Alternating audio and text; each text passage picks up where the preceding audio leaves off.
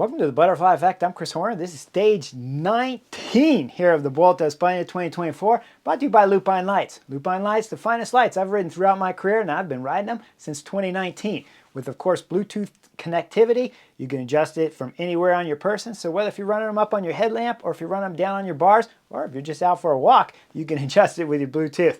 Of course, they have the connectivity with your phone to be able to adjust each of the settings so you can dim or raise the light to get maximum battery power. If you're looking to save 24% on some of the finest German-made lights available, well, actually cycling lights made available, period, use the code LupineLights24, save you 24%. Now let's get into today's stage 19. It's going to be a big one because it has a summit finish. We'll call it 9 kilometers at about 9%. It's a steep one, it's a beast, but the rest of the stage, well, it's kind of mellow. It only has one climb in the middle of the stage that's not going to factor too much into today's race. So when the cameras come on proper, we see Bora Hansgrohe at the front. That's Nico Dins at the front and Patrick Gamper. These two guys are going to ride all day long because they're chasing 5 riders up front. We got Isaac Del Toro up there from UAE Team Emirates, Vito Britt there from Intermarché and his teammate Simone Patelli. We'll see Edward Plankert in there, the lead-out guy for Caden Groves, and Fran Miholovic there from Bahrain Victorious. With these 5 riders, the gap's at about 3 minutes, 2 riders chasing them. We're coming up into the first of the KOM climbs here on today's stage 19. They're going to go up and over it, and we're going to see Fran Miholovic there get maximum points. Okay, come down the descent. Things are still pretty calm. You're sitting on the Chesterfield. It's a bit of a sleeper stage. Then we see Movistar get to the front because they think there's some crosswinds. If I take you a little bit back to the summit of that climb, the flags are blowing a little bit, but this is a long ways to go. It's still 70 kilometers in the stage. So finally they shut it down. Little bit of scare back there from Mikel Landa. That was in the second split, but there's not enough wind at this moment. So there wasn't a whole lot of reason to be at the front of the peloton as long as you got your teammates in and around you, which of course we see that Landa didn't have all of his teammates around. So he had to do a little bit of chasing on the back there in the second group, but not much. We see there's a crash at Sutherland as the two groups have come back together and everything starts going calm at the front of the peloton with Bora Hansgrohe riding some tempo again. Sutherland has spent some time at the medical car where he's banged up on the right side and the left side, but we'll see him on the back of the peloton soon enough after about 10 kilometers. With the pace up there from Bora Hansgrohe, with the speed going through the crosswind from Movistar, the time gap up to the 5 riders has started to drop. We come into about 50 kilometers ago, the gap's down to 1.5 minutes, and we see at this point in time, it's Intermarché right now, Vito, that's going to drop out of this group. He knows there's no chance of making it on this stage with a summit coming, and all these guys are basically sprinters up here with the exception of Isaac Del Toro, but the 4 riders continue with that minute and 20 minute and a half lead. Bora Hansgrohe still riding just 2 guys on the back, controlling that 5 that just became 4 riders up ahead. We're coming into 15 kilometers ago. Nothing happened before 15 kilometers ago, but you definitely want to start tuning in at 15K. Now we start seeing the peloton going curb to curb. It's getting action-packed up there. There's some stress happening at the front of the peloton as we see Bora Hansgrohe's lost the front lead here of the peloton on stage 19. But we see a lot of the other GC teams up there all lined across the peloton. We go up and look at the 4 leaders. They're going to come up to the sprint line points competition with 14 kilometers ago. Edward Plankert from Alpecin de Koenigs is going to take maximum points.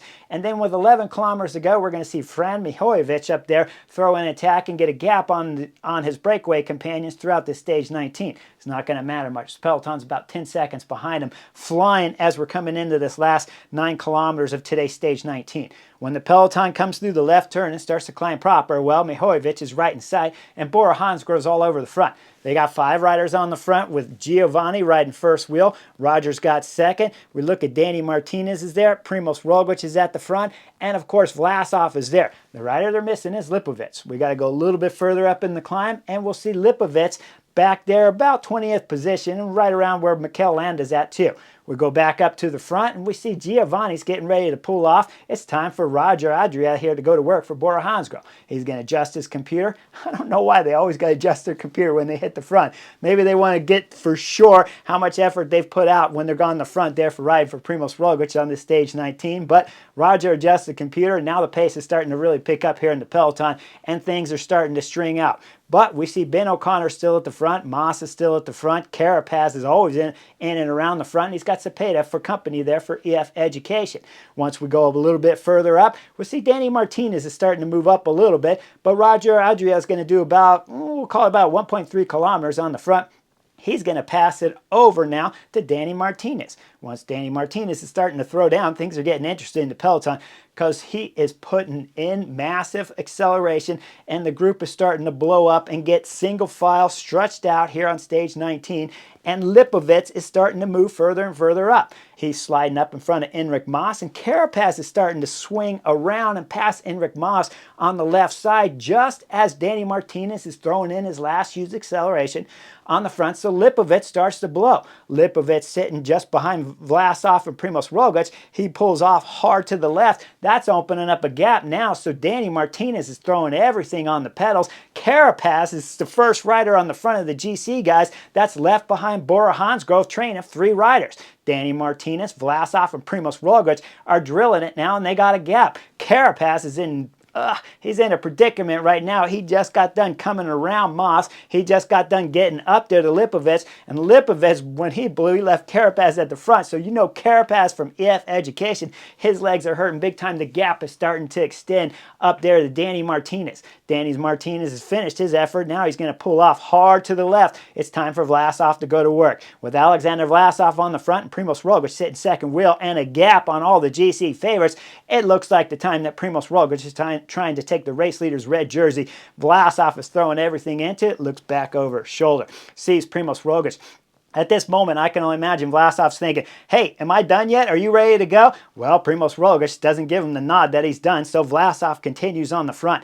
In the back, there's selection happening all over the place as we're getting down to about, I'll call it about 10 to 12 riders back there. Sepp Kuss is one of the guys at the back. Landa's at the back. At the front, Carapaz has been doing a solid job. Valentin Perepintres in this group here of about 10 to 12 riders. It'll adjust a little bit in numbers, but with Valentin Perepintres right in the front, it's time now when the cameras find Primoz Roglic going solo. As he's going solo, what does he do? Well, he's got to adjust the computer, right? He's got to set his own interval. So Primoz Roglic is messing around with his computer, not worried about what's happening in the back as he's got a gap. Vlasov is pulled off, as I already told you, but then the cameras go back and show the attack there from Primoz Roglic as Vlasov looked like he was suffering at the limit, then gave the elbow there for Primoz Roglic as his head dropped down. He pulled off hard left, and like I said, Primoz Roglic accelerate, and we see him solo going up the road.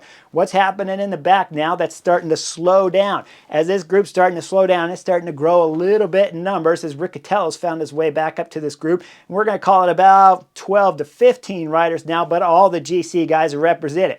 Then Gaudu, FDJs, David Gaudu throws in an attack. He gets a gap on everyone. He's starting to hold it there, but Perepintres right in the front now for AG2R. We'll see a little bit as we get a little bit further up. Primoz Roglic is still solo. Then we'll see Carapaz and Enric Mas throw an attack as they're starting to bridge up there and catch David Gaudu, who now has Vlasov in this group. So there's 4 guys. Behind him, there's 4 or 5 guys behind those 4 up front as Ben O'Connor's trying to close the gap with Perepintres doing an amazing ride here on stage 19 for the race leader's red jersey. We look further behind them, we'll call it another group of 5 back there. So we got 4 chasing 4, being chased by 5. Give or take one guy this way or that way. You guys make the call. Up front, though, Primoz Roglic is certainly going solo. Then Ben O'Connor's wrapped up the 4 riders in front as now we got 8 or 9 up there. Perepintres is doing an amazing job. He starts riding tempo. Now, at this moment, I called it tempo, but really he's riding too hard. They're worried about Primoz Roglic up the front when right now Primoz Roglic is solo. It's not time for Ben O'Connor to start thinking about how to keep the race leader's red jersey. It's time for Ben O'Connor and AG2R's Perepintres to start thinking about how do we stay on the podium.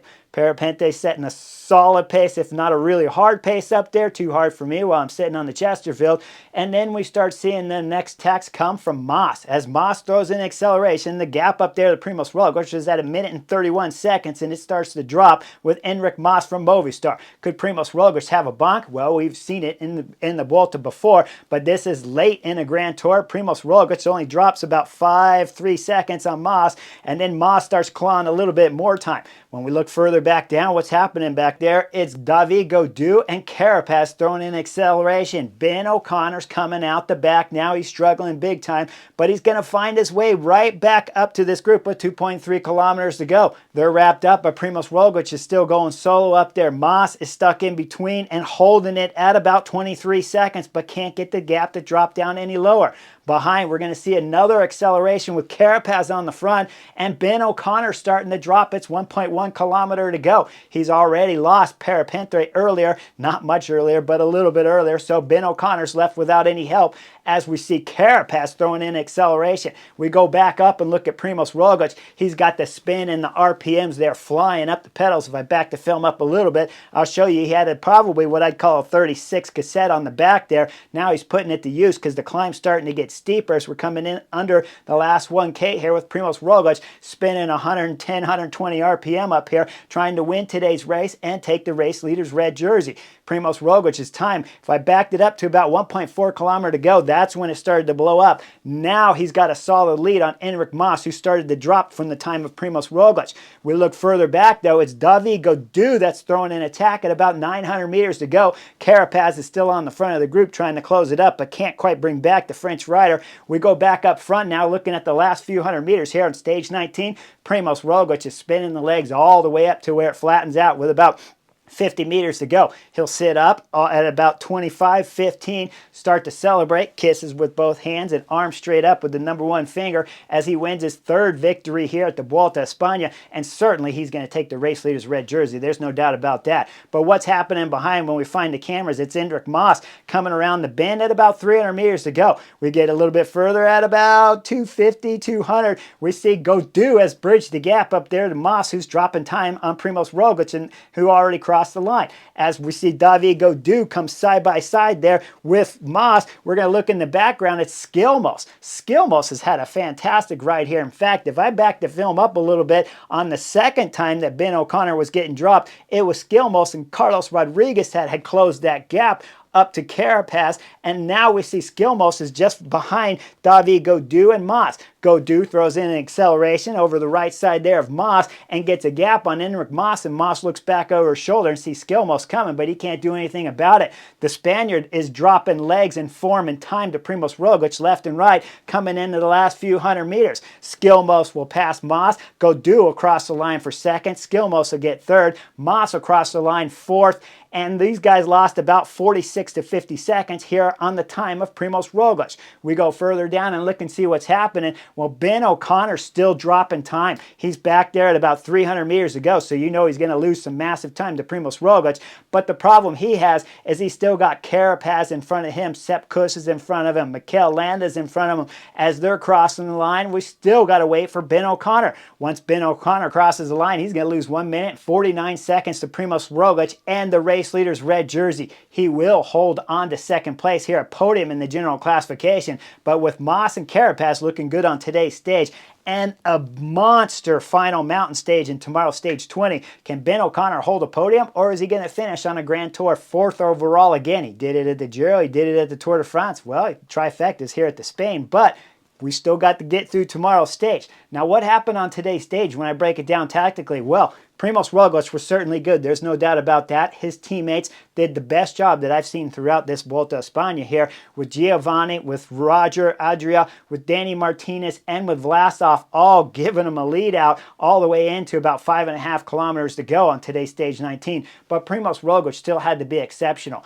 When I started looking at the form of Mas, when I started looking at the form of Carapaz, though, when we're talking about third and fourth on the general classification, I think it was those two guys that dropped a little bit, and Ben O'Connor, of course, didn't have great legs. But when you look at the group behind that was always chasing Primož Roglic, every time they would tack a little bit, they would get caught, they would slow down, and you know they're slowing because guys from the back are catching back on, like Christian Rodriguez. Riccatello got back on. Sepp Kuss had been dropped and found his way back on. So when you see the guys in the back coming back to the lead group, that means those guys just don't have great form. It was Parapente who had better form than you would expect, setting tempo the whole time, but the group was still getting larger each time Valentin Parapente was on the front, and it took the attacks of Carapaz, Gaudu, and Enric Mas to really stretch that group out big time, but they couldn't bring back time on Primož Roglic, with the exception of Mas, where he dropped it from about 31 down to 23 seconds, but then Primož Roglic, 1.5 kilometer to go, blew this race up.